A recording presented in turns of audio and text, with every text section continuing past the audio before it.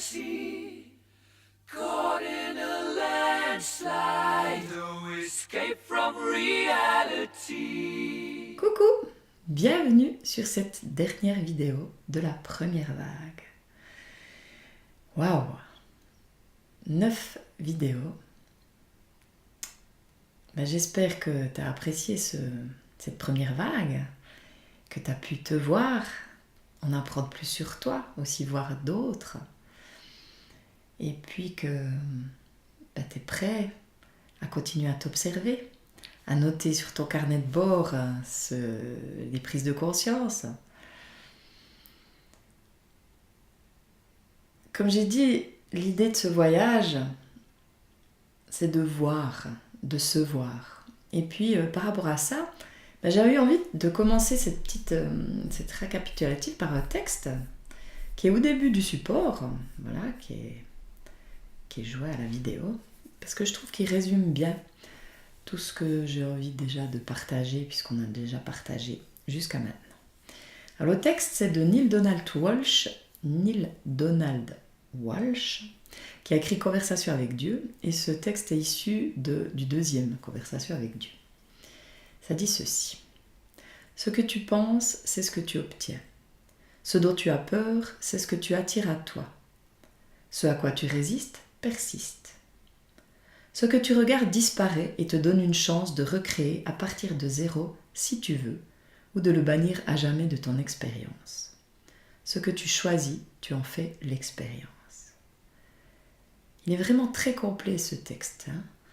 Ce que tu penses, c'est ce que tu obtiens. Nos croyances, si je crois en telle chose, c'est ce qui se passe dans ma vie. Ce dont j'ai peur, c'est ce qui se passe aussi, parce que j'en ai peur, donc je l'attire quelque part. Et puis quand je résiste contre quelque chose, tu as déjà remarqué, ça persiste. Ce que j'aime le mieux, c'est ce que tu regardes disparaît, et puis te donne une chance de repartir à zéro. Parce que justement, l'énéagramme, enfin ce qu'on a fait jusqu'à maintenant, ce qu'on va continuer de faire, permet de se voir, de se regarder.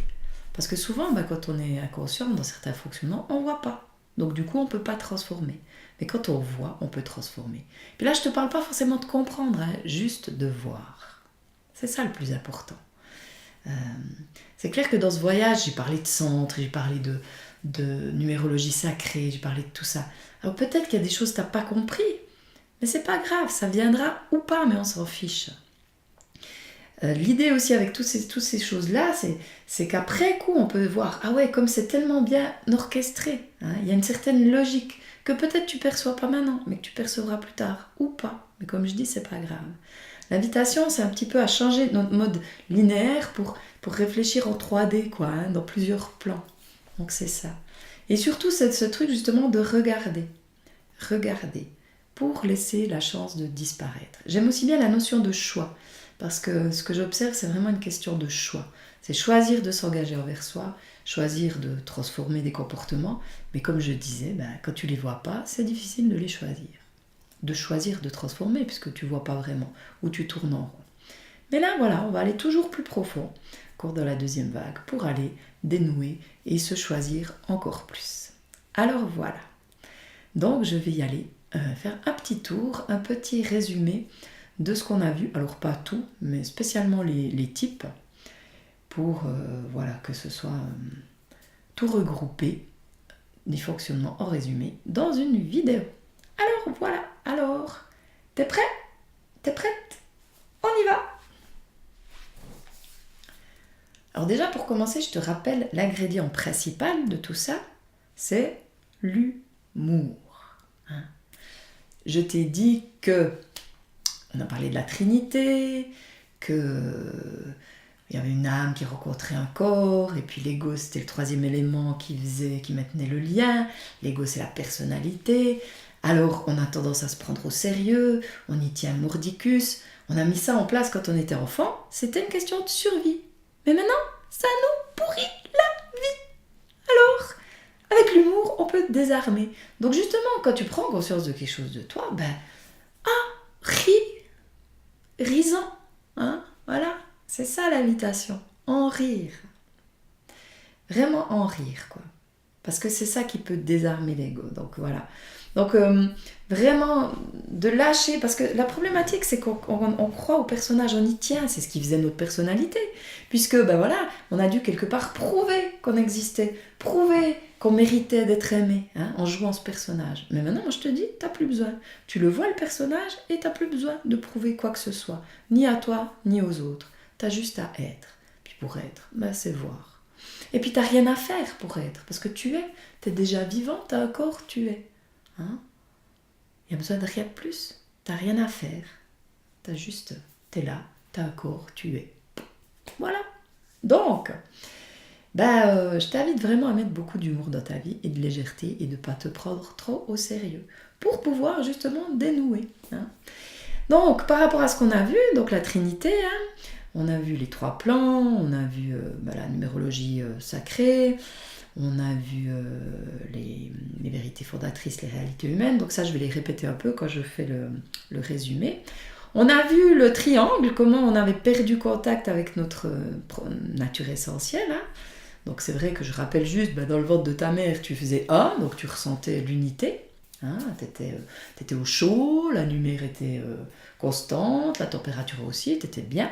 Et puis tout d'un coup tu nais, paf, la séparation, hein, le choc de la séparation. Donc le haut du triangle, le 9, ça nous montre ce passage-là, hein, en fait. On faisait partie d'un tout et on est, paf, et on se sent séparé. Ensuite, on a vu qu'en 6, c'était la notion que nos besoins n'étaient pas satisfaits. Hein. Il y a quelque chose en lien avec l'inadéquation de l'environnement. On peut subir des violences aussi, hein, quelque chose comme ça. En tout cas, il y a une difficulté à communiquer. Le bébé ne peut pas communiquer. Puis il développe une angoisse de survie. Et une réactivité, une perte de confiance. Voilà. Et ça, c'est en 6. Et le 6, il est en lien avec la peur. Le 9, il est en lien avec le corps, l'instinct. Et puis le 6, il y a quelque chose, c'est en lien avec la peur. Et puis ensuite le 3, quelque part, par peur de ne pas être aimé, par peur que ses besoins ne soient pas satisfaits, qu'est-ce qui se passe en 3 ? En 3, on va créer une personnalité qui plaît aux parents. Il y a aussi cette notion d'insensibilité des parents à notre profondeur. Ça veut dire quoi ? Ça veut dire que il suffit que nos parents soient séparés d'eux, de toute façon, c'est un peu ça, hein, c'est sur quoi on agit maintenant, quoi. C'est comment on s'est séparés, donc nos parents aussi ils se sont séparés. Donc s'ils sont séparés d'eux, ça veut dire qu'ils ne vont pas vraiment te reconnaître quelque part. C'est comme justement ton innocence d'enfant, elle n'est pas reconnue, puisqu'on veut te faire rentrer dans une case par exemple. Hein. Tes parents ont eu telle éducation, ils pensent que c'est juste, ils vont te donner la même, mais c'est peut-être pas juste pour toi. Mais pour survivre à ça, puis pour leur plaire, pour être aimé, tu vas construire un personnage qui leur plaît. Ou pas, hein, parce que ça peut aussi être en rébellion, mais voilà, en général, on va dire au départ, c'est qui leur plaît. Enfin non, au départ, non, parce que ça peut être... oui, ou en rébellion complètement, hein, il y a les deux. Voilà.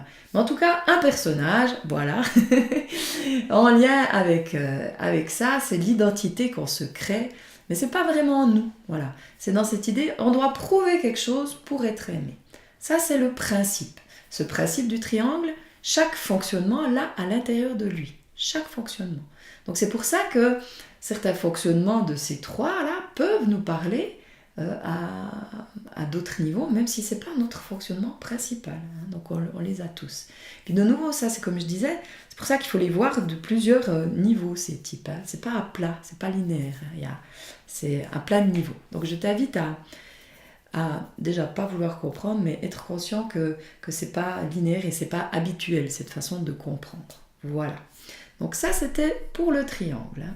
Donc le fait justement de créer cette personnalité, ça nous déconnecte de qui on est, et puis on entre dans l'illusion. Hein, quand on parle de l'illusion, c'est ça, un peu. On a vu que ces trois pointes du triangle représentaient les trois centres. On a vu que le 9, c'est ce qui correspondait au chef du centre instinctif, hein, ça c'est ce qu'on a vu, qui était en lien avec le corps, la survie physique, et qui était réactif, et puis... qui agissait en fonction du passé, hein, qui relisait le disque dur, ça c'est ce qu'on a vu. On a vu que le 8 et le 1, c'était des instinctifs, qui étaient en lien avec le 9.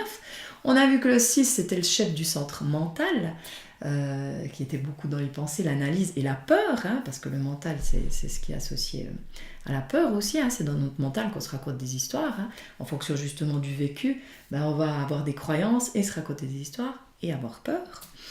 Et puis ce centre, ben voilà, c'est ce qui est en lien avec la pensée, la réflexion, l'analyse, et c'est en lien avec le futur, parce qu'une peur, elle est par rapport au futur. Hein. Ensuite, on a vu eh bien, que le 3, c'était en lien avec le centre émotionnel. Donc le 3, c'est le chef du centre émotionnel, où se crée l'identité. Notre identité, c'est comment on est avec nos émotions. Hein, c'est ça qui crée notre identité. Donc en 3, c'est la perte avec notre vraie identité. C'est justement le lien, l'amour, le non-amour, je t'aime pas. Hein, quelqu'un qui est vraiment dans ce côté émotionnel, il a aussi ces fonctionnements-là. Et puis, je t'avais donné l'exemple aussi, quand on est beaucoup dans l'émotionnel, on ne sait plus qui on est, donc c'est vraiment la preuve que c'est en lien avec l'identité. Hein, voilà. Donc voilà, ces 3 centres. On a vu que le 2 et le 4 étaient aussi des émotionnels. Avant, pour le mental, on a vu que le 5 et le 7 étaient aussi mentaux. Voilà, ça c'est ce qu'on a vu par rapport au centre. On a vu que justement, pour être sûr de remplir la mission, la personnalité va se spécialiser quand même dans un de ces fonctionnements. Mais on les a tous à l'intérieur. Hein. Tous, on a ces 3 fonctionnements à l'intérieur. Ben ouais, parce que sinon, on ne pourrait pas vivre. Hein. On a besoin du centre instinctif voilà, pour les fonctions du corps, puis aussi des fois quand on doit réagir à certaines choses. Le centre mental, la pensée, l'analyse, oui, on en a besoin. Et puis le centre émotionnel, oui, parce que nos émotions, c'est ce qui fait notre identité. Puis l'idée, c'est justement de repartir de l'émotion pour aller à qui on est vraiment. Parce que l'idée, c'est de faire le chemin en sens inverse. Hein. Mais avant de faire le chemin en sens inverse, il faut déjà aller les voir, les émotions, voir les comportements, voir les motivations pour pouvoir faire ce chemin en sens inverse. Voilà, ça c'était pour les centres. Alors, on a parlé de centre, on a parlé de plan, mais on a aussi parlé de niveau. Hein. On avait parlé de 3 niveaux. Il y a le niveau humain, hein, qui est au niveau de l'absolu. Et au niveau de l'absolu, il y a l'énergie infinie, il y a l'intelligence infinie et l'amour inconditionnel. Ça, c'est au niveau du divin, au niveau de l'absolu. Après, il y a le niveau de l'humain au plus haut de son vécu, hein, quand il n'est pas dans des comportements automatiques, quand il est relié à son essence.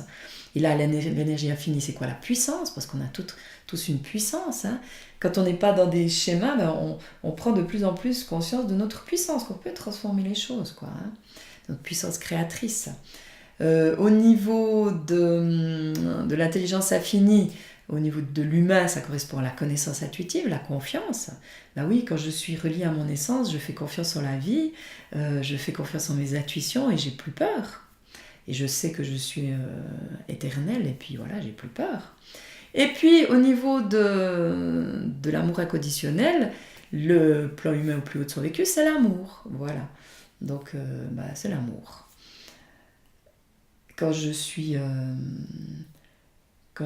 reliée à qui je suis, eh bien, j'exprime les émotions qui me traversent et je ne cherche pas à jouer un rôle. Et je suis dans l'amour. Je suis tout amour. Et j'aime tout, hein, quelque part. Hein. C'est vraiment cette idée aussi de s'aimer aussi, d'aimer tout de soi. Donc ce voyage permet aussi ça, hein, de se voir si tu te vois et que tu accueilles qui tu es, quelque part tu t'aimes. Voilà. Et ça, c'est le but, si on veut, de ce voyage. Hein. On avait aussi parlé du plan de l'humain qui a oublié ses origines divines. Donc on a vu qu'au niveau de l'instinct, de l'énergie infinie, donc ça nous pose une problématique avec la colère. Hein. On a vu que les instinctifs avaient une problématique avec la colère. Quand on n'est pas dans l'action juste quelque part, hein, notre énergie elle se transforme en colère, hein, quand l'énergie est bloquée. On a vu qu'au niveau de l'intelligence infinie, quand on est coupé de nos origines divines, on a une problématique avec la peur. Parce que on n'est plus en contact avec la connaissance, on ne sait pas ce qui va nous arriver et ça nous fait peur.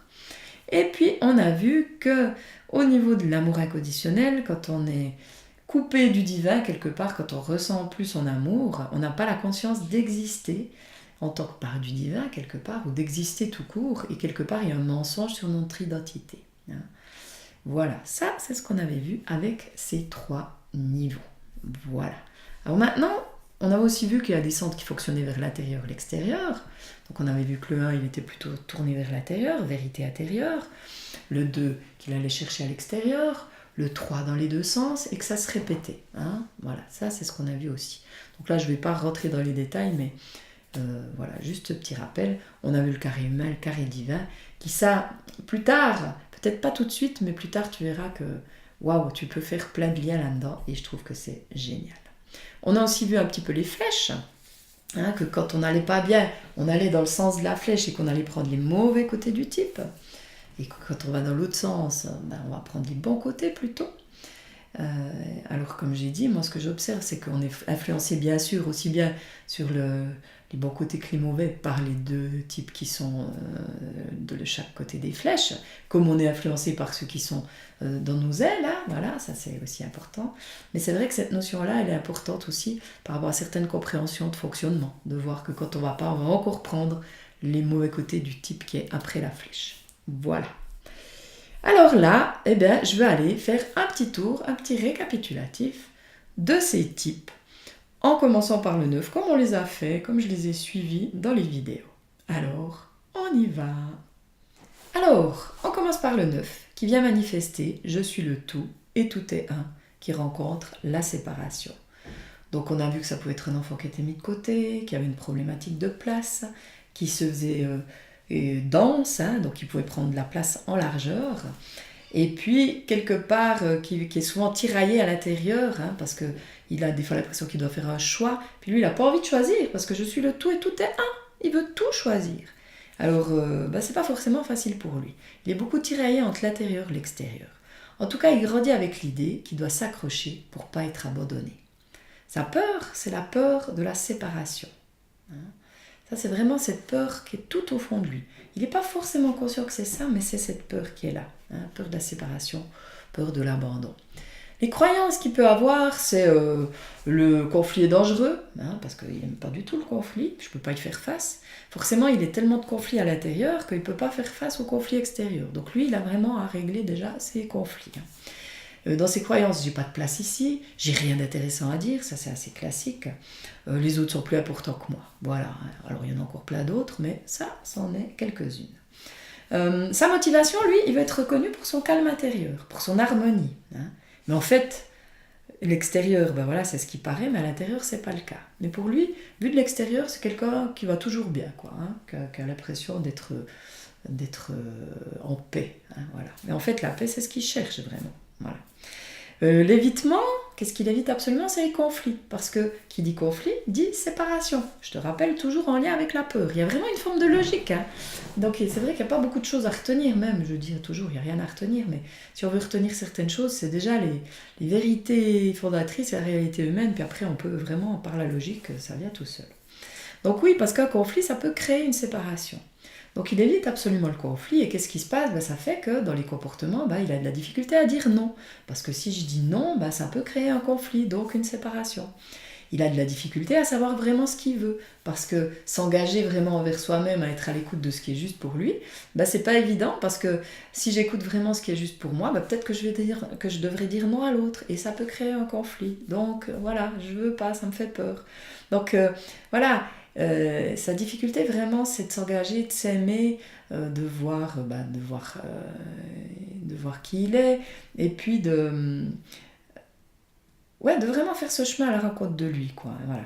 Il y a souvent, il peut être dans la confusion, il veut tout dire, et il ne sait pas mettre les priorités, puisque je suis le tout et un, tout est important. Donc difficulté à mettre les priorités. Hein, voilà. Voilà, il est souvent pas compris parce que justement il veut des fois tellement tout dire qu'il devient confus. Il peut être dispersé, faire 1000 trucs, brasser beaucoup d'air, quoi. Et puis voilà, pour peu de résultats. Voilà, ça c'est en gros le fonctionnement. Alors sur les bons côtés, c'est un médiateur, sa présence est apaisante, il a de la patience, il sait écouter les autres, il est à l'écoute des autres. Voilà. Si on continue, dans le sens de la flèche, on a le 6. On a vu que le 6, il vient manifester « Je suis la conscience et la foi ». Il rencontre l'absurde. Oui, parce que la guerre, la famine, peut-être qu'il se fait battre, enfin ça c'est au niveau de ce qu'il peut voir, mais autrement dans ce qu'il vit, c'est pas tout rose, il n'a pas forcément une vie facile, donc c'est absurde. Donc qu'est-ce qui se passe? La réalité humaine, c'est absurde. Donc comment je peux faire confiance en mon mental, quelque part? Lui, il vient vraiment nous... Il est marqué par l'absurde et la peur, quoi. Et puis du coup, tout est vrai et son contraire avec lui. Hein, parce que, puis même une fois c'est comme ci, puis le lendemain il va dire c'est comme ça. Hein. Donc lui en tout cas, il est marqué par l'absurde, il a pu vivre des choses difficiles, donc être battu, vraiment vivre la guerre hein, par exemple. Et puis il a pris l'habitude d'anticiper les réactions des autres, enfin d'anticiper vraiment, d'être vraiment dans cette... te faire des idées, hein, des projections, de suppositions. Voilà, je cherchais le mot. Voilà. Donc il est aussi beaucoup très méfiant. Hein, il est vraiment très méfiant envers les autres. Et puis envers le monde, envers l'autorité. Alors il est un petit peu justement paradoxal, donc lui il représente vraiment la dualité, parce que l'autorité, soit il la suit aveuglément, ou alors il est rebelle, quoi. Mais il y a vraiment ces deux facettes. En tout cas, il grandit avec l'idée, le danger est partout. Voilà. Donc sa peur, c'est vraiment de manquer de foi dans l'humain, hein, voilà, hein. Peur de douter, peur de ne pas y arriver seul, peur de dépendre des autres, en fait, c'est pareil.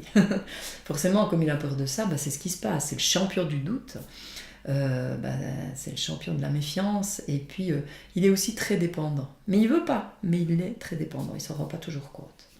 Ses croyances, alors si je suis pas dans les normes, je vais être puni, par exemple. Le monde est menaçant et instable, par exemple. Je peux faire confiance en personne. Ça, c'est aussi des choses qu'il a à l'intérieur de lui. Beaucoup d'idées fixes aussi, d'idées reçues sur plein de choses, quoi.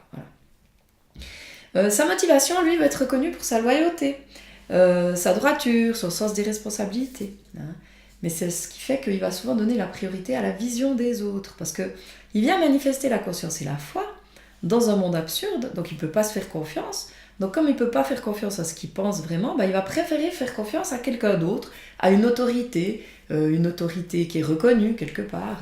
Et puis voilà, penser comme l'autre. C'est vraiment, le 6, c'est l'idée du mouton un peu. Hein, voilà. Il y a les deux, hein, comme tout est vrai et son contraire, il y a le mouton ou le rebelle, mais c'est vraiment soit je suis à fond ce qu'on me dit, ou soit je suis contre. Mais il y a toujours un truc, c'est une forme de réaction contre ce qui est, quoi. Ces évitements, il évite le doute, il évite la déviance. Voilà, parce que quelque part, la déviance, c'est trahir quelque chose. Hein, donc lui, il va absolument être loyal et rester dans les... Hein, comme ça. Donc même s'il est dans le côté rebelle, il ne va pas dévier de ça non plus. Hein, il est à fond rebelle, hein, comme il peut être à fond suiveur, à fond mouton. Et puis il évite le danger aussi. La prévisibilité, il n'aime pas. Hein, le fait que le monde soit impermanent, oulala, ça le dérange, quoi. Hein. Lui, il aime bien les certitudes. Il aime bien que tout soit expliqué et que ce soit certain. Hein, voilà. Donc ces problématiques, c'est justement ce doute, c'est tendance à avoir le mal partout, à remettre tout en question, ça c'est pas forcément évident, quoi.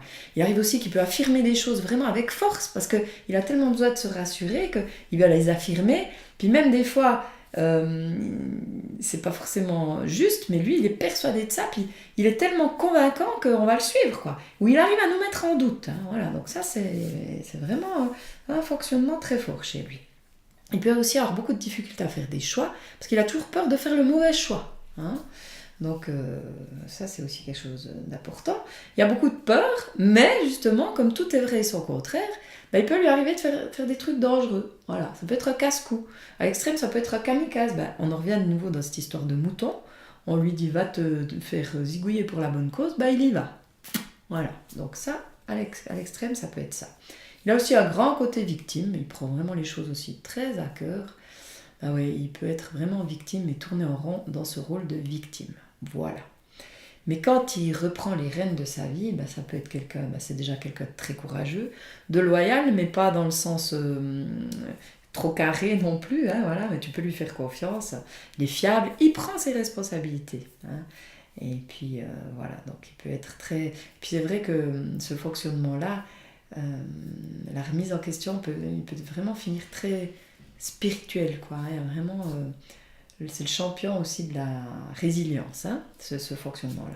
Alors ce côté 6, il est très présent dans le monde actuel parce qu'on est dans cette période de transition où on va vraiment vers cette foi que l'être humain est un être divin quelque part. Hein.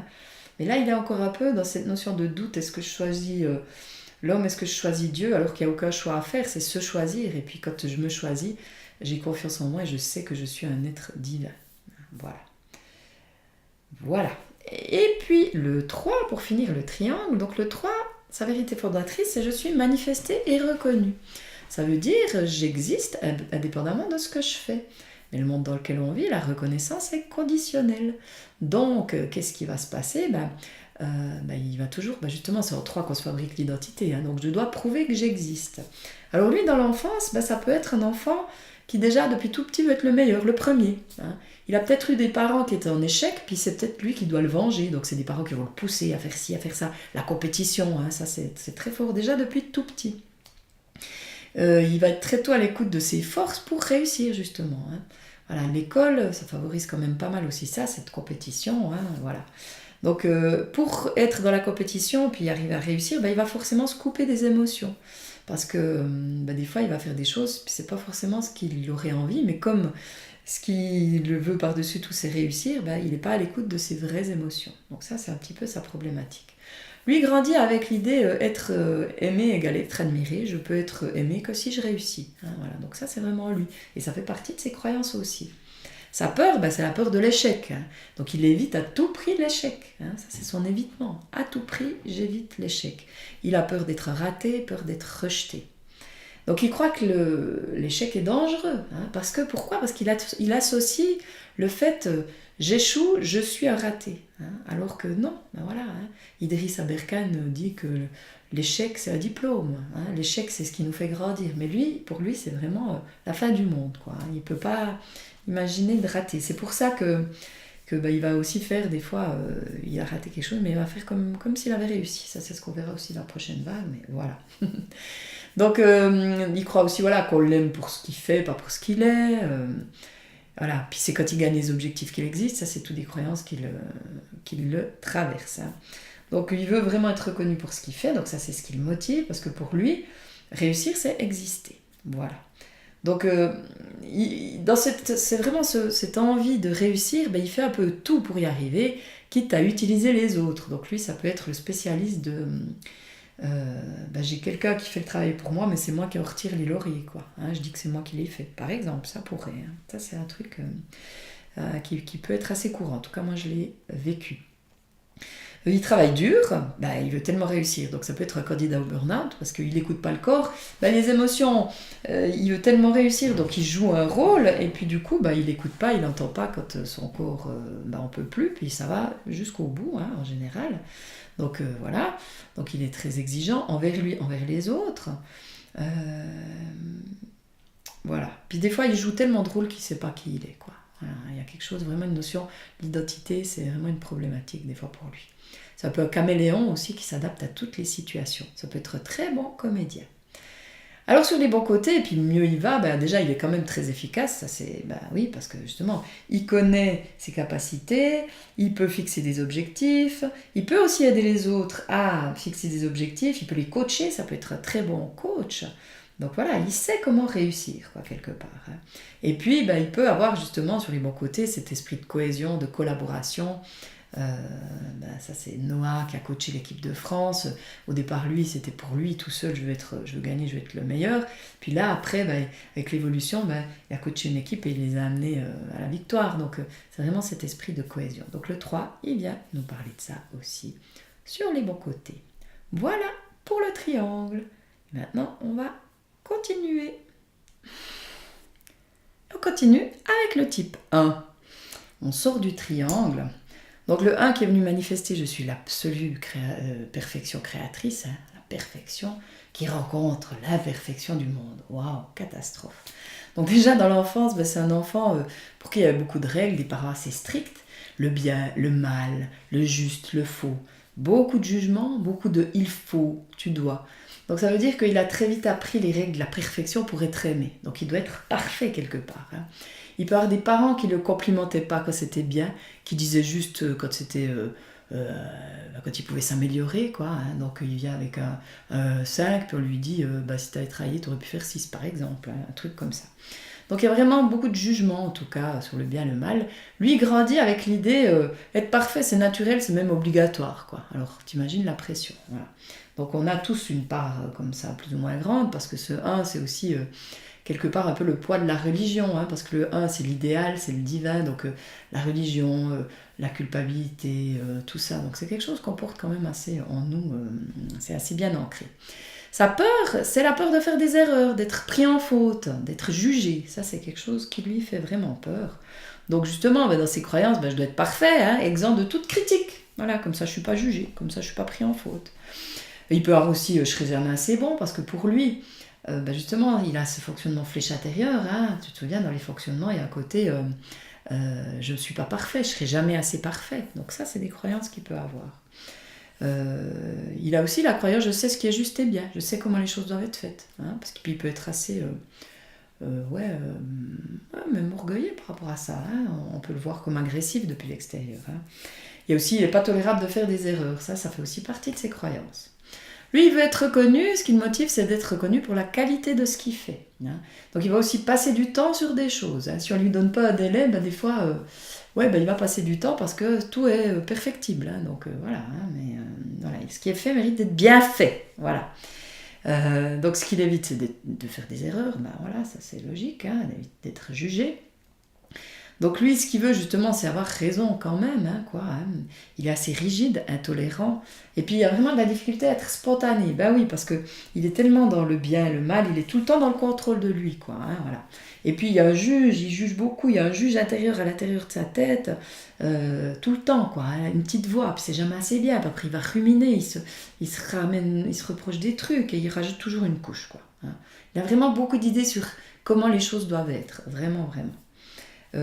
Il est hyper exigeant avec lui, avec les autres, puis il ne va pas déléguer, hein, en général, parce qu'il n'y a que lui qui fait bien. Voilà. Ouais. Sur les bons côtés, j'entends, il peut justement, quand il lâche prise, avoir ce truc de je fais du mieux que je peux. Donc il peut aider l'autre à faire du mieux qu'il peut. Il est organisé, il est rigoureux, précis, honnête aussi. Hein. L'autorité, ça ne lui fait pas peur. Il va oser dire des choses. Il n'a pas peur, quoi. Et puis il a vraiment aussi ce côté de pouvoir aider l'autre à être authentique et il voit le potentiel. Il y a une notion, c'est un instinctif, il sent, hein, comment les choses doivent se faire et il voit le potentiel en toi, quoi. Donc ça, c'est un petit peu le fonctionnement du 1, hein, dont on peut avoir une grande partie à l'intérieur de nous en lien avec comment on est marqué par la religion.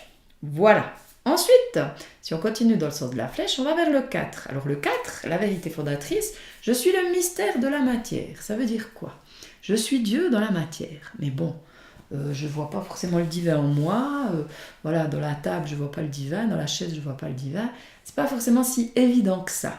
Hein. Donc, ce qui se passe, c'est que justement, comme cette réalité humaine, c'est qu'on ne voit pas forcément le divin, lui, il va le chercher. En fait, il va chercher le divin en lui, quelque part, mais il va beaucoup le chercher à l'extérieur. Hein.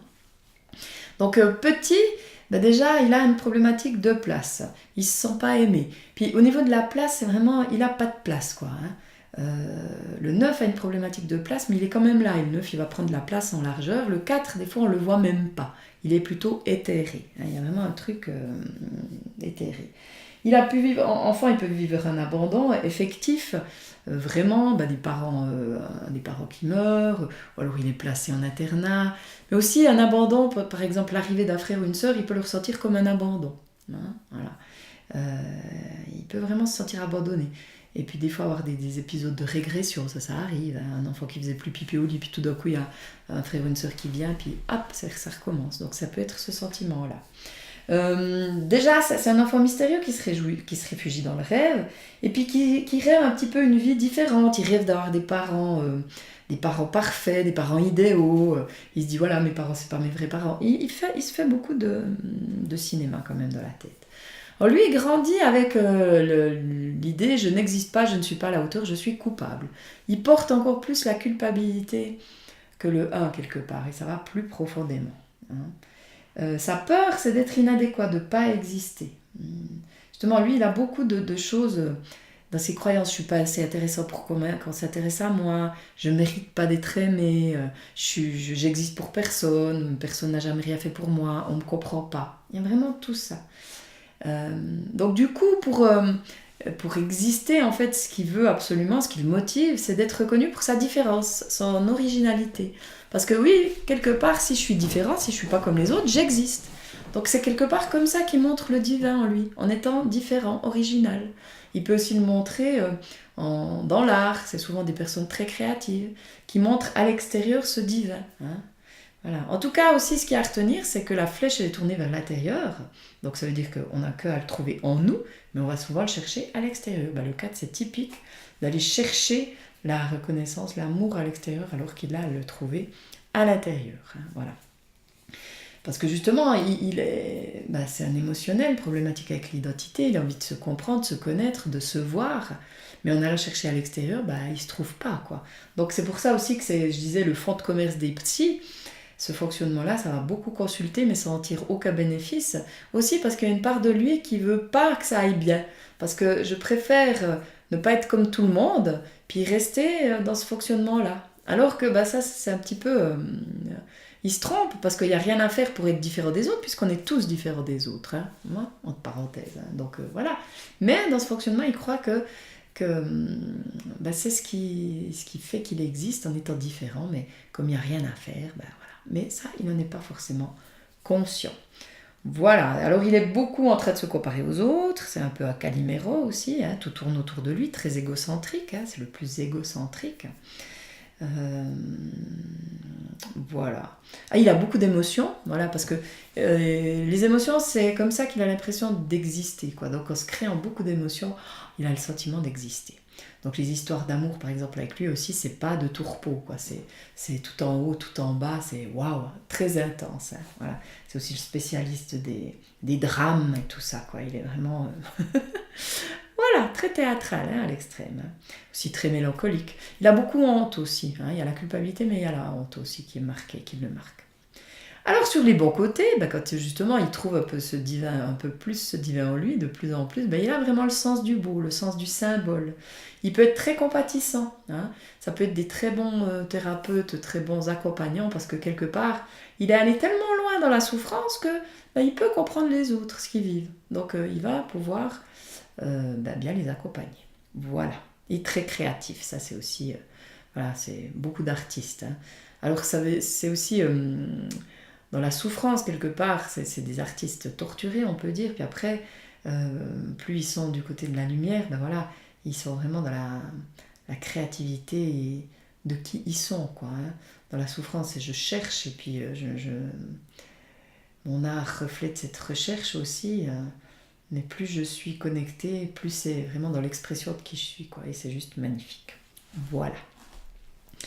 Et puis ensuite, il y a le 2. Le 2 qui est venu manifester « Je suis l'amour inconditionnel » qui rencontre l'amour conditionnel, hein, voilà. Oui, parce que très vite, il va voir qu'on l'aime s'il est gentil, qu'on l'aime s'il s'occupe des autres. Parce que lui, en venant s'incarner, il choisit justement peut-être une famille ou peut-être une grande famille, ça c'est encore assez souvent le cas, où peut-être il y a la maman qui disparaît, puis c'est lui qui doit prendre la responsabilité de la famille, s'occuper des autres. Il peut arriver dans une famille où il n'y a pas beaucoup d'amour, hein, et puis justement, il va faire plus pour les autres pour être reconnu. Il a beaucoup d'attentes, déjà depuis tout petit. Hein, il peut être le soutien d'un des parents. En tout cas, il prend ses responsabilités trop tôt, hein, voilà, quelque part. Et puis, pour lui faire plaisir, ça devient une seconde nature, quoi. Voilà, hein. Et puis c'est un enfant qui pose en général pas de problème. Non, forcément, puisqu'il veut être aimé, il va faire tout bien comme on lui dit. Voilà. Mais lui, il grandit avec cette idée, je dois prouver que je mérite de l'affection. Donc c'est dans cette idée que je dois faire quelque chose pour être aimé. Hein, voilà. Qu'on peut, tout ça à certains niveaux. Mais justement, on est ici pour aller défaire tout ça. On est d'accord. Donc sa peur, c'est ça, c'est de ne pas être aimé. Voilà. Hein. Et puis justement dans ces croyances, s'occuper de soi c'est dangereux, c'est mieux de s'occuper des autres, faut toujours privilégier les autres, on peut m'aimer que si je le mérite, si je comble les besoins des autres ils vont combler les miens, ça c'est aussi important, pour recevoir il faut donner, ça c'est aussi une croyance qui a la vie dure. En fait, lui il veut être reconnu pour son engagement envers les autres, hein, voilà. Et puis, il évite de reconnaître ses besoins, parce que pour m'occuper des autres, je peux pas, si je m'occupe des autres, je ne peux pas m'occuper de moi. Il vient nous dire quelque chose d'essentiel quand même, que j'observe. C'est vraiment, il nous invite à reconnaître que quelque part, souvent, quand on fait quelque chose pour l'autre, c'est qu'on attend quelque chose en retour. Et puis juste de le reconnaître, ça fait du bien. Ok, j'arrive pas à m'aimer assez, donc je fais pour l'autre. Puis ce que j'observe, c'est plus je le reconnais, plus je prends soin de moi, quoi. Donc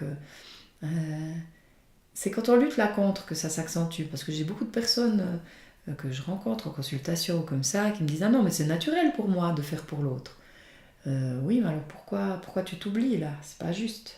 Hein, voilà, donc vraiment remettre les choses à leur place, quoi. Donc lui, justement, bah, il sera indispensable, c'est ça aussi. En se rendant indispensable, l'autre, quelque part, il n'est pas libre, et lui non plus. Hein, mais ça, il n'en est pas conscient. Donc il y a vraiment une notion de dépendance. Il ne sait pas exprimer non plus ses demandes. Bah, déjà, il ne sait pas reconnaître ses besoins. Donc voilà, il ne peut pas les exprimer. Mais ça crée, le fait qu'il ne s'occupe pas de lui, ça crée des frustrations à l'intérieur.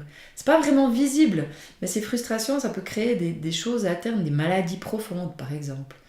Mais il n'y a pas de mot qui est mis justement sur ces maladies, hein, je ne peux pas dire, ça me crée une maladie. Mais il n'est pas vraiment conscient. Ce fonctionnement-là, c'est le plus inconscient de tous. Parce que déjà, c'est un petit peu le fonctionnement de la femme, quand même, c'est principalement un fonctionnement féminin, à qui on a dit ben voilà, qu'elle devait s'occuper de son mari, qu'elle devait s'occuper de ses enfants, et puis que c'était normal de se sacrifier. Hein. Quelque part, c'est dans la société, hein, c'est presque une norme, quoi. Ben non, c'est important de prendre soin de soi. Et c'est pas égoïste, c'est essentiel de s'occuper de soi. Parce que mieux tu t'occupes de toi, mieux tu t'occupes de l'autre. Hein. Ne s'occuper que de soi, c'est égoïste. Mais voilà, bien s'occuper de soi pour bien s'occuper des autres, voilà. Il peut être aussi un petit peu dans le chantage affectif pour répondre à ses besoins. Ça veut dire que comme il n'ose pas demander, ben voilà, il va plutôt utiliser l'autre. Par exemple, ben, au lieu de dire, disons qu'il a froid, au lieu de dire j'ai froid, on ferme la fenêtre, il va dire vous n'avez pas froid. Comme ça, il utilise l'autre pour ben, que ses besoins soient satisfaits. Voilà. Il a toujours peur de déplaire, de décevoir aussi. Voilà. Donc sur les bons côtés, ben voilà, ben il est dévoué, il est sensible, il est accueillant, il est prêt à donner le meilleur et il est plein d'amour. Oui, c'est en lui, c'est sa nature. Hein, voilà. Mais justement, l'idée, c'est que ce soit, c'est plus l'amour qui attend de recevoir, mais c'est quand tu es connecté vraiment à ça, puis à cette liberté, tu es connecté à cette source et ça coule, hein, c'est sans fin. Et tu n'attends rien en retour, mais tu reçois, hein, tu reçois justement de la source, c'est sans fin. Alors que quand tu es dans la compulsion, que tu as besoin d'amour, ben, tu n'as jamais ce que tu attends. Tu ne reçois jamais ce que tu attends. Donc le 2, il nous parle de ça. Des fois, quand on est dans l'attente d'amour, et puis que, ben voilà, c'est pas ce qu'on attend. Ben ouais, parce qu'on doit d'abord se le donner à soi. Donc, si on ne se l'est pas se le donner à soi, ce que les autres nous donneront, ce ne sera jamais ce qu'il nous faut. Hein. Donc, c'est un peu ce qu'il vient nous dire. Voilà pour le 1, 4, 2. Et voilà, on passe aux 3 derniers. Alors, le type 8. Le type 8 qui vient manifester « Je suis la matière transcendée ». Donc, hein, j'ai du pouvoir sur la matière, je peux déplacer les objets, je peux transformer les choses. Ah ouais, hein, c'est pas si facile dans le monde hein, dans lequel on vit. La matière, il y a des limites, il y a des interdits, je fais pas tout ce que je veux. Voilà. Donc, ben voilà, hein, s'adapter, on va voir comment il fait. Donc déjà, dans l'enfance, il y a 2 cas de figure. Ben déjà, le premier cas de figure, ça peut être un enfant soumis, humilié, battu, par exemple, qui vit des choses difficiles. En tout cas, qui a une figure d'autorité ben, dure, qui voit déjà que le monde, ben voilà, qui voit la justice du monde, quelque part, qui se sent impuissant déjà depuis tout petit. Puis en fait, ce qui l'aide à tenir le coup, c'est ce qui se dit, un jour je serai plus fort, un jour je vais lui montrer, un jour je me vengerai. Ça, c'est ce qui l'aide à tenir le coup. En tout cas, mes enfants, il peut y avoir ça. L'autre cas de figure, c'est ces enfants qu'on voit de plus en plus, ces enfants, alors je ne sais pas si on peut dire des enfants rois, mais ces enfants qui veulent être déjà le chef tout le temps, qui veulent mener les autres à la baguette, hein, notamment les parents, hein, quelque part, qui ne veulent pas être soumis, hein, qui sont déjà des chefs. Ces enfants-là, ils ont besoin de limites. Puis comme je dis toujours, comme nos enfants viennent nous mettre dans les limites, ces enfants qui viennent maintenant dans ce monde-là, c'est aussi ceux qui pourront vraiment transformer le monde. Mais ça passe par justement transformer déjà leurs parents. S'ils viennent, c'est pas pour rien. Hein, les parents, ils ont à vraiment bien les regarder parce que ça nous amène dans les limites. Donc ces enfants, ils ont besoin de limites. Mais pour pouvoir les mettre, il faut se les mettre à soi. Donc voilà, observez ces enfants-là et puis regardez comment ça parle de vous. Parce que ça nous invite à mettre nos limites à l'intérieur, d'être vraiment centrés pour que notre langage soit vraiment en lien avec notre cœur, avec notre âme, nos pensées aussi, mais vraiment par rapport à ce qu'on ressent tout au fond. Parce que eux, si on leur dit non, mais qu'au fond, on n'en est pas convaincu, ça va pas passer, quoi. Puis il faut leur montrer justement qu'on est plus fort. Alors des fois, ce que j'observe, c'est que par rapport à ce qu'on a pu vivre, on a pu vivre peut-être des choses dures, puis on dit en tout cas on va pas faire la même chose avec nos enfants, et puis on montre pas forcément, mais l'enfant il ressent ce qu'on vit à l'intérieur. Donc ça sert à rien de se voiler la face, quoi. Puis justement, lui, il porte ces choses non résolues, donc autant les mettre en avant et les résoudre. J'ai eu notamment une personne qui avait vécu des choses difficiles, qui voulait pas faire vivre ça à ses enfants, et puis c'est ce qui se passait, il revivait sans faire la même chose, mais comme à l'intérieur, lui, il était très dur avec lui, l'enfant reproduisait ce que le père était à l'intérieur, mais du coup, et c'est ce qui se passait, quoi. Il y avait une forme de dureté et de réaction. Donc, c'est vraiment l'intérieur qui compte, c'est pas l'extérieur, quoi. Donc voilà. Donc cela, il nous montre nos limites. Donc c'est souvent aussi des personnes qui ont beaucoup d'énergie. Puis en tout cas, le message avec lequel il grandit, c'est pour survivre, je dois être fort. C'est vraiment cette notion de survie. Il est vraiment en mode survie. Donc sa peur, c'est d'être soumis, d'être sous le contrôle d'eux. Voilà. Donc il est toujours bien sur ses gardes. Et puis ses croyances, alors montrer sa vulnérabilité, c'est une faiblesse, puis c'est dangereux, voilà. Le monde est injuste, il y a les forts, il y a les faibles, puis les forts ils écrasent les faibles, enfin ceux qui ont le pouvoir profitent des innocents, voilà. Enfin, pas les forts, les faibles, c'est pas tout à fait comme ça, mais ceux qui ont le pouvoir, ils voient vraiment, pour lui c'est tout noir ou tout blanc, quoi, voilà. Donc il y a dans les croyances, j'ai pas le droit d'être faible, puis vraiment cette idée d'associer vulnérabilité avec faiblesse, quoi. Et faiblesse c'est péjoratif, bien sûr. Donc lui, ce qui le motive, c'est d'être reconnu pour sa force, son pouvoir, justement. Parce qu'il vient manifester, je suis la matière transcendée. Donc, je dois être fort. Ça, c'est vraiment son truc, je dois être fort. Il évite absolument de se soumettre ou d'être sur le contrôle de quelqu'un d'autre. C'est pour ça qu'en étant le chef, je ne me fais pas contrôler. Donc, c'est souvent des chefs. Il a l'habitude de se fier à lui, d'agir par lui-même aussi. Il ne compte pas sur les autres. Il ne s'autorise pas à être vulnérable, à s'arrêter non plus. Ça peut être quelqu'un qui va au bout de ses forces. Il est très dur, très intransigeant, très intolérant, surtout sans nuance, en contrôle de tout. De lui, de son corps, mais aussi des autres. Il peut être très possessif. Ça, on verra aussi plus tard. Il peut être très injuste, et ça c'est paradoxal aussi parce qu'il va lutter contre la justice, il voit les injustices, il défend les faibles, mais il peut être d'un autre côté très injuste. Voilà. Mais il ne le voit pas forcément, ce côté-là, quoi. Mais il est souvent très injuste. Puis on voit aussi, on dit souvent qu'il a mauvaise foi. Ça oui, faites comme je dis, mais pas comme je fais. C'est aussi la problématique. Il impose ses règles, mais c'est le seul qui n'a pas à les tenir. Et puis, il n'a pas de remords à écraser les autres. Voilà. S'il veut le pouvoir, il le prend. Il est prêt à entrer en conflit. La colère, ça ne pose pas de problème. Il est en colère tous les jours, quand ça ne va pas comme il veut. Voilà. Mais ce n'est pas un problème pour lui, c'est presque une seconde nature. Voilà. Ensuite, sur les bons côtés, c'est justement sa puissance, sa force, son courage. Lui, alors, il est prêt à relever tous les défis. Il n'a pas peur de grand-chose. Protecteur des faibles aussi. Voilà. Puis c'est des personnes qui peuvent justement faire bouger les choses. Voilà, je donnais l'exemple de l'abbé Pierre, de sœur Emmanuel, de Coluche, c'est des personnes qui ont fait des choses, ça a fait bouger des choses, quoi. Et justement, ils viennent manifester, je suis la matière transcendée, c'est vraiment, j'ai du pouvoir. Puis moi, quand je vous parlais de ce que j'avais à l'intérieur, c'est que le pouvoir de la pensée, par exemple, j'avais Nao quand j'étais toute seule, et puis je me disais, tiens, telle et telle va la garder, ça va jouer.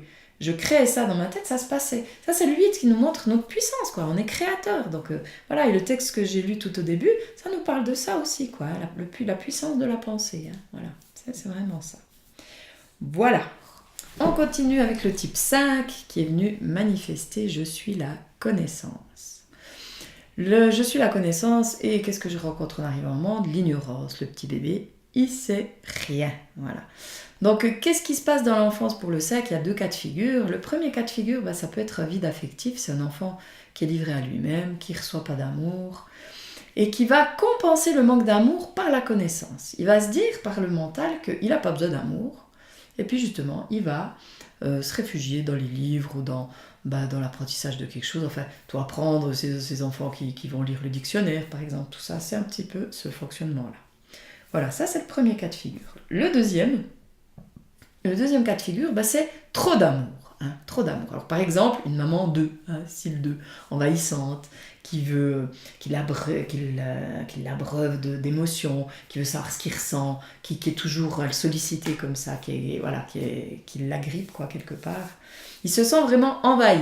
Et là, quelque part, il va se réfugier dans son monde, dans sa bulle, pour pas être envahi. Et puis, il va apprendre très vite à se détacher des émotions, puis à être dans sa tête. En fait, lui, il grandit avec l'idée, l'émotion est indésirable, je dois comprendre ce qui arrive. Lui, son truc, c'est vraiment, il veut comprendre. Et une émotion, on la comprend pas. Donc, c'est pour ça qu'il va s'en détacher. Sa peur, c'est la peur d'être submergé par les émotions et d'être envahi par les autres aussi. Pourquoi ? Parce que quand j'ai une émotion ou quand je suis envahi, je ne peux plus penser. Donc c'est vraiment cette idée, je ne peux pas utiliser le mental, donc ça me fait peur. Comme lui, il vient manifester cette connaissance, il a besoin de remplir le mental par la connaissance. Alors que s'il y a des émotions, il va être submergé par les émotions et il ne pourra pas apprendre. Voilà, donc ça c'est assez logique aussi. Voilà. Dans les croyances, il y a je dois me protéger de mes émotions, voilà, toujours être en contrôle et rester en retrait, voilà, comme ça tout va bien. Le monde est envahissant, ça c'est aussi quelque chose qui peut lui passer par la tête. Je dois penser pour me protéger et je peux compter que sur moi. Lui, il a aussi ce côté autonomie, c'est important pour lui. Donc demander de l'aide aux autres à l'extérieur, c'est non plus pas son truc. Pas pour les mêmes raisons que le 2, mais voilà, c'est pas son truc non plus. Voilà. Donc ce qui le motive, lui, s'il veut être reconnu pour ses connaissances, parce que ses connaissances, quelque part, elles compensent le vide intérieur, et puis en plus, ça le rend autonome. Voilà.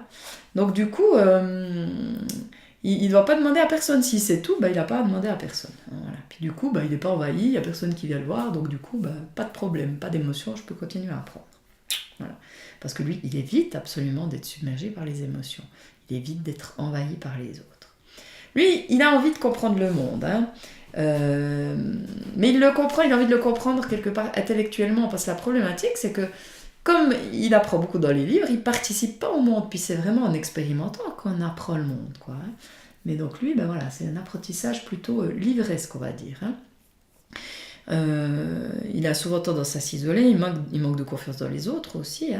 Il est mal à l'aise avec les émotions, mal à l'aise dans la foule, distant, il peut paraître froid, distant, même aussi orgueilleux quelque part, parce qu'il sait, il peut montrer qu'il sait. Donc voilà, donc vu de l'extérieur, il peut être comme ça, être perçu comme ça. Après, ça peut aussi être quelqu'un qui peut passer à côté de sa vie, parce que justement, par rapport à la peur de se mettre en avant. Voilà. Il peut savoir beaucoup de choses, mais il est tellement mal à l'aise qu'il va préférer rester en retrait, puis voilà. Donc il peut passer à côté de sa vie. Alors, sur les bons côtés, il peut être très généreux aussi de son savoir, il peut être très clair, précis. Lui, il n'est pas confus, il va droit au but, il va t'expliquer bien les choses, donc ça c'est bien. Il peut aussi déléguer, il aime faire comprendre. Puis il aime aussi, il est en quête de sens, quoi. Lui, c'est quelque chose d'important pour lui. Alors l'énéagramme, par exemple, le sac adore, parce que ça donne le mode d'emploi de l'être humain. Tout s'explique, voilà. Donc notre partie qui aime bien ça, comprendre, c'est en lien avec le sac. Voilà. Alors, et pour terminer, on va passer au 7. Le 7 qui vient manifester « Je suis la lumière de la matière ». Oui, je suis le divin dans la matière. C'est ce qui vient manifester. Et puis, qu'est-ce qu'il rencontre ? La souffrance, les ténèbres. Déjà, l'accouchement, voilà, c'est la souffrance. Et les ténèbres, voilà, le monde, tout ce qui se passe, la guerre, la violence, voilà, oh là là, terrible. Donc, enfant, qu'est-ce qui se passe pour ce fonctionnement-là ? C'est un enfant qui aime téter, qui aime jouer, qui veut rester petit tout le temps. C'est un peu Peter Pan, si on veut. Il se réfugie beaucoup dans l'imaginaire, dans le jeu. On est dans ce monde-là de jeux vidéo, tout ça, c'est un fonctionnement de 7. Il y a une notion aussi de monde de consommation aussi. Voilà. En tout cas, enfant, il est là-dedans. Il a aussi cette capacité d'oublier complètement les choses désagréables de sa vie. Il a pu vivre des choses difficiles, mais il a cette faculté de zapper. Voilà, pouf, je veux plus y penser, ça n'a même pas existé. Voilà. Il a tout oublié. Voilà. Il grandit avec l'idée, il faut toujours avoir une solution de rechange. Voilà, ça c'est son truc aussi.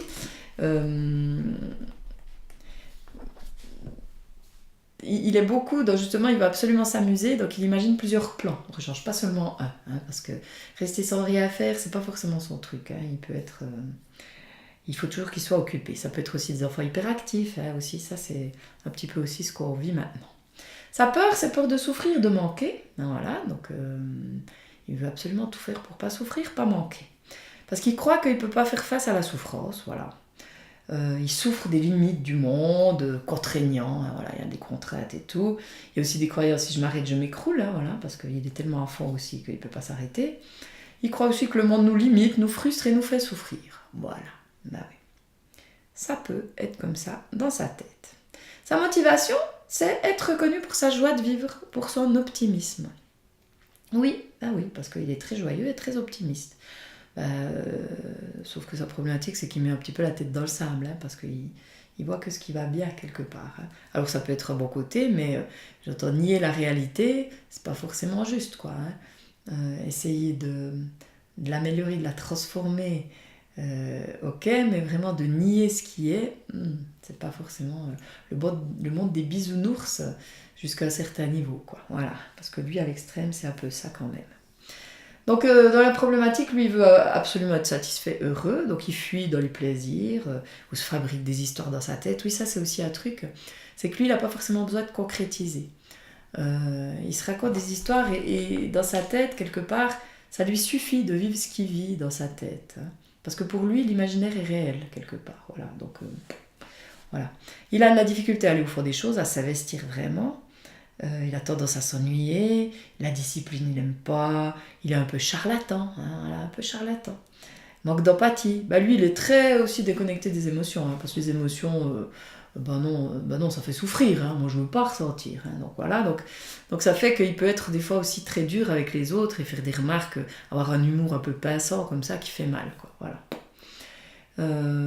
Voilà, il anticipe toujours les solutions au guet, ça j'ai dit avant, mais il a toujours un plan de rechange au cas où ce qu'il avait prévu tournerait mal. Parce qu'il faut toujours que ça soit rempli et puis de choses pour s'amuser. Voilà. Autrement, sur les bons côtés, justement, il est joyeux, optimiste, il voit toujours le verre à moitié plein. Et puis, il met tout le monde de bonne humeur et il trouve des solutions. Donc voilà, ça c'est pour le 7. Voilà. Donc voilà pour ce petit tour d'horizon. Si tu as des questions, je te rappelle que tu peux aller les poser sur le groupe. Pendant une semaine, tu auras l'occasion, si jamais, de regarder les vidéos, de t'observer avec bienveillance, je te rappelle. Si tu observes des choses, tu peux toujours faire l'exercice de je prends conscience. Tu as aussi l'exercice de la connexion lumière qui peut être très important. Et puis voilà, quoi, vraiment, l'exercice je prends conscience, il est hyper puissant. Hein, donc je t'invite à l'expérimenter au mieux, le plus possible. Dans ton carnet de bord, tu peux toujours marquer ce qui te traverse, observer comment ça parle de toi, est-ce que tu es en réaction, est-ce que ça résonne. Je te rappelle que il n'y a que toi, hein, donc c'est ramène à toi. Hein. Comment ça te parle de toi? Et justement, c'est là que tu peux faire ces observations et y prendre conscience. Et c'est hyper puissant. Mais vraiment, ramène à toi. Des fois, on n'a pas envie de ramener à soi quand il y en a un autre qui nous enquiquine, mais je te promets, ramène à toi. Hein, voilà. Après, ramener à toi, ça peut aussi être l'autre qui t'enquiquine, c'est poser tes limites, puis dire stop, hein, attention. Hein. Ramener à soi, ça ne veut pas dire tout accueillir, puis dire tout part de moi, et puis l'autre, non. Ça ne veut pas dire ça. Hein. Parfois, on a vraiment, quand on prend conscience de certaines choses, on peut le dire à l'autre, l'exprimer à l'autre. Mais on ne va pas l'exprimer de la même façon. On ne va pas l'exprimer sous la réaction. C'est l'exprimer sous l'action juste. Parce qu'on a été à l'écoute de soi, comment ça résonnait avec nous. Et puis du coup, peut-être que ça ne va plus, on le dit. Mais on ne va plus le dire en réaction. Et du coup, l'autre va aussi le prendre plus facilement. Hein. Tu vois la nuance. Hein. Il ne s'agit pas de tout... de devenir flegmatique ou je sais pas quoi. Hein. Non. Non, puis les émotions, tu les as, mais vois les choses différemment. D'abord, voir comment ça te parle de toi. Puis après, partir de là. Hein. Toujours revenir au centre, quoi. Hein. Voilà, parce que c'est ça, c'est que ça, quoi. Hein. Toujours revenir au centre. Et parce qu'on peut pas, par rapport à ce qui se passe à l'extérieur, on peut rien faire. On peut juste voir ce qui se passe à l'intérieur. Hein. Voilà. Mais rien n'empêche que justement, parfois, on peut y se dire des choses à l'autre. Hein, voilà. Donc, je t'invite à pratiquer, à t'observer avec bienveillance. Et puis, on se retrouve dans un peu plus d'une semaine pour la première vidéo de la deuxième vague, où on va aller encore plus profondément faire le tour de ces fonctionnements, où on va encore aller mettre le doigt là où ça fait mal. Non, le doigt où il faut pour qu'on se voit, quoi. Et puis ça, c'est vraiment le truc qui m'éclate, quoi. Mettre le doigt où on a à voir, quoi. Et le voir sans s'en vouloir. Voilà. Donc, et ça amène la lumière. C'est génial. Donc l'idée, c'est de rétablir aussi ce balancier. Hein. C'est pas tout noir ou tout blanc, mais quand on va voir l'ombre, ça met de la lumière partout. Hein, et l'amour est partout. Donc voilà, ce voyage alchimique, ça nous amène vers ça. D'aimer tout, de s'aimer exactement comme on est. Donc voilà, c'est une joie pour moi de t'accompagner dans ce voyage. Et puis, j'espère que tu n'as pas le mal de mer. C'est possible, hein, voilà, que ça remue pas trop. Et puis, je te souhaite plein de soleil, plein d'amour, plein de belles prises de conscience. Et puis, je te donne rendez-vous à bientôt. Prends soin de toi. Bye bye. Is this the real life? Is this just fantasy? Caught in a landslide, no escape from reality.